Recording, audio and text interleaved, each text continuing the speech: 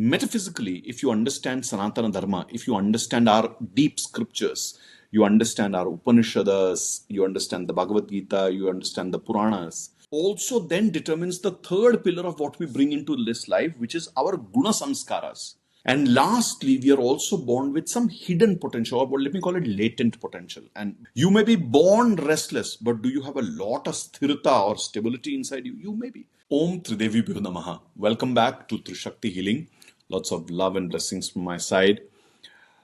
I've been speaking with you and several of my students and disciples on the question of Navratri, and a very important conversation started happening, which is what is Shiva and Shakti in life? And that's where in that conversation, this line came up that we are not born empty-handed, nor do we die empty-handed. And I thought I'll present this concept to you. It's a very important thing that you understand. And what better time than Navratri to understand Shiva and Shakti in our life? So if you've not subscribed to my channel, please do that. Do like this video and share it. And please leave your questions so that I can bring back more videos to you. And now coming back to our concept at hand. So somewhere in our life, our elders and wise people may have said the statement that we come empty-handed and go empty-handed in life. So localized, there is no problem with that statement. Maybe our elders and these wise people wanted to teach us humility and detachment. That's why they created that statement. And it's rightfully so, because unless you have humility and detachment, the concepts that Sanatana talks about, which is working towards liberation, moksha, etc., would not have happened, right? However, metaphysically, if you understand Sanatana Dharma, if you understand our deep scriptures, you understand our Upanishads, you understand the Bhagavad Gita, you understand the Puranas, you will understand that this statement is wrong. Sanatana does not teach emptiness, moksha, and liberation in isolation. It talks about continuity of life in karmic cleansing. And that's how we work towards emptiness, moksha, and liberation. And in that structure, it is very important to understand Shiva and Shakti. This may be a little heavy, but stay with me through the video and I'll help establish this concept for you. So this has to be derived a little bit. Now, understanding Shiva and Shakti briefly in life, and like I said, I will derive this for you. Shiva in life is said to be continuity, order, and detachment. So, if you read the Shiva Puranas, Bhagavad Gita, etc., you will find deep explanations of these at different places. You will have to assimilate it, but there are evidences of this. If you talk about Shakti, and if you look at the Devi Mahatmayam or Saundarya Lahari texts, etc., you will find very clearly that Ma Shakti is said to be the manifestation, the patterns that we experience, and the experience itself of life, right? That's Ma Shakti, right? So stay with me now as I talk through whatever it is. So now let's go back to the statement, which is we are not born empty-handed. Now, if you read and understand and be patient with Sankhya Karika or other Sankhya literature, or if you look at the Upanishads, especially the Chandogya Upanishad or Brihadaranyaka Upanishad, or if you look at Bhagavad Gita, Shiva Purana, etc., you'll understand. Oh yes, let me not miss Jyotish, especially Jyotish Shastra and things like Yoga Vashishta, etc. You will understand very clear explanations that we are born into this life, number one, with Kala, time bound. Our life is time bound, isn't it? So we are born at a particular time, we die at a particular time, and within that piece of time, we experience life at different places. Not everything happens at the same time. Some things happen at some periods of time, and we've seen inexplicable things happen, ups and downs happen. All of that is Kala. Then comes our Prarabdha Karma. We bring Prarabdha Karma, and especially when you look at our Brahma Sutras and several other literature coming from Yoga Shastras, etc., you will see the explanation of Sanchit Karma, which is all our work, karmic account. Then comes the Prarabdha Karma, which we are born with. And the Prarabdha Karma even determines the time you are born in, the family you are born in, the place you are born in, what qualities you carry, etc. That's what we are born with. And that Prarabdha Karma also then determines the third pillar of what we bring into this life, which is our guna samskaras. So, what kind of qualities are we born with? What kind of capacities are we born with? What kind of fears, apprehensions are we born with? What will be the shaping conditions of our life? The type of father, mother, family, several of those things, the guna samskaras, and then that determines how we face life, our tendencies.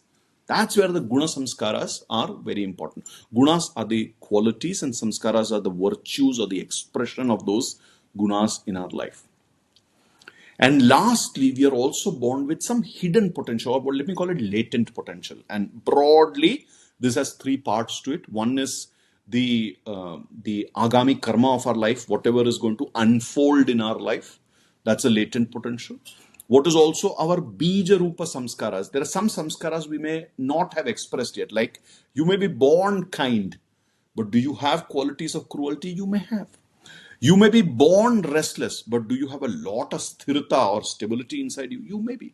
So some of those qualities may get expressed later on in life, may not also, depending on how you master life. And last but not the least, we also have certain avyakta vasanas or non-expressed desires, which get expressed at different points in time in life. And desires and aspirations and the way we approach life, that is very, very important. So what are we born with this in this life? So first establish that statement. We are not born empty-handed in this life. We are born with four things. Kala, the time duration that we have and the various incidences of life. The Prarabdha Karma, which translates into various things in our life. The guna samskaras, which we bring, the qualities and the virtues, etc., that we bring to life, and the latent potential, the life that will unfold, the qualities that will unfold, the desires that will get expressed, etc. Now let's connect this back to Shiva Shakti, which we spoke about. Now, we also know Shiva as Mahakaal, and many times the concept of time itself is connected to Mahakaal and said, at Mahakaal, everything is timeless. So Kala itself, the first pillar of our life, is Shiva Tattva himself. Prarabdha Karma, karma may be ours, but where is the niyama of karma? The karma niyama according to which the good, bad, evil is discussed. That is where Shiva Tattva comes in. And the Trinity, Shiva, Vishnu, Brahma, they all come together and they are the cosmic laws. So your Prarabdha Karma is related to the Karma Niyama, which is Shiva Tattva himself.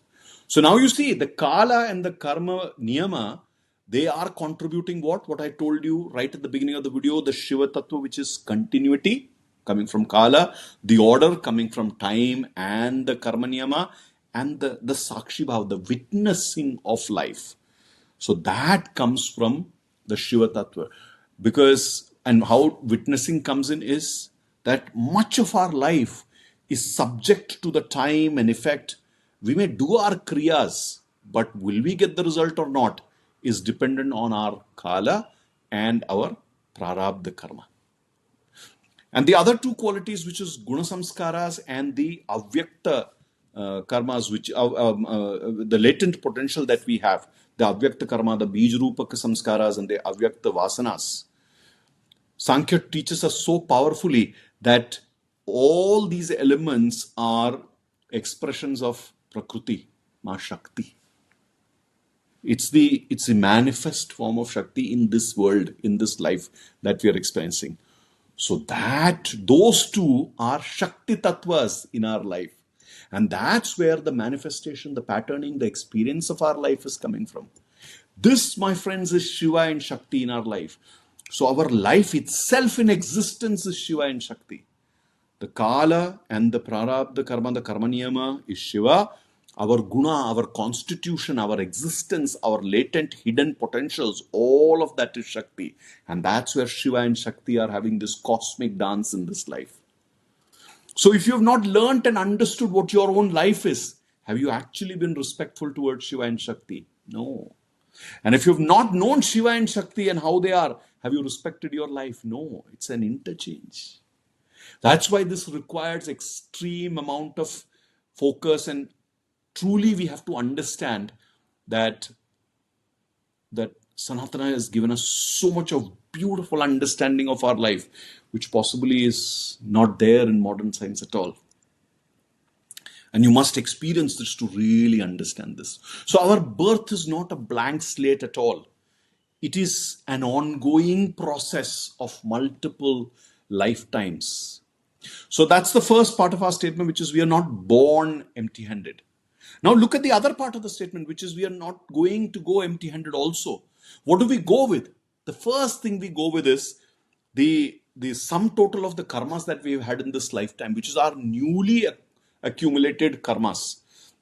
And all of us is going to change our sanchit karmas. So the nava sanchit, new sanchit karmas are what we take from here.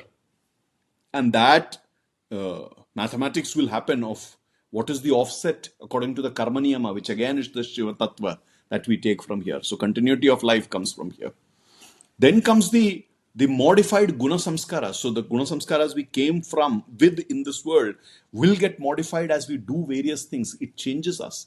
When life touches us, we change. When we touch life, life changes. And it stays within us. To understand that statement, what does it impact? The qualities, the virtues, the values that we carry, those change. So that modified guna samskara is something that we are going to take from here for our continuity. And all of that goes and attaches itself to our consciousness. That consciousness will never die. When we come back for another birth, that consciousness stays on. That's how the life's continuity works. So our Navasanchit karma changed because of the life. That is what we took away. The modified guna karmas changed. Also, what we take back from here is any of our unresolved latent potential, any of our avyakta karmas, any of our bijrupas, the samskaras, any of our avyakta vasanas or desires which did not get fulfilled in life. So events which did not materialize, learnings which did not materialize, the samskaras which did not materialize in this life, the karma settlement which did not materialize in this life, the desires that could not materialize or did not materialize in this life, or the sum total of all of these go back with us as our hidden latent needs. That again is related to Mahashakti. So when we go back from here, the new karmas, the modified guna samskara, and the latent needs which were hidden, they all go back with us. So we again take Shiva and Shakti from here with our life for our next life. That's how our life is a sum total of Shiva and Shakti in this cosmic eternal dance. Our death does not create our, does not erase us. It's a transition with our residues. Our death is not erasing anything. It is a transition with our residues. And that residue is the imprint that we carry. In the Kala, in the Karma Niyama, in the Gunas, the Samskaras that we have. That is Shiva and Shakti for us. So, Kala and karmic laws come from Shiva, Guna, and the experiential unfolding come from Shakti. So, look at your life, respect time, respect the karmic laws, respect Shiva. Look at your life, look at your gunas, manifest the right gunas, sattvic gunas, rajasic gunas, balance out your tamasic gunas, live the right experiential unfolding, respect Shakti in your life. And when you respect life, you respect Shiva and Shakti. When you respect Shiva and Shakti, you respect life. You will get the optimum benefits of your life. You know, your astrology, Jyotish Guruji says this so beautifully. The most human beings don't even live 40-50% of their Kundali's potential. Why? Because you're not living Shiva and Shakti fully in your life. You don't recognize them. So, my prayers in this Navratri, you do make significant progress in recognizing them. You come to this understanding that you don't come or leave with possessions, but you come and leave with your patterns. If you understand that, you will unfold such beautiful things for yourself. May Shiva and Shakti bless you deeply, and may you understand what you need to transform in this lifetime, and do that from this Navaratri itself. I will see you very soon with a few additional concepts in this series. Till then, lots of love and blessings to you. May you progress immensely in life. Jai Mahakaal. Jai Ma Kali.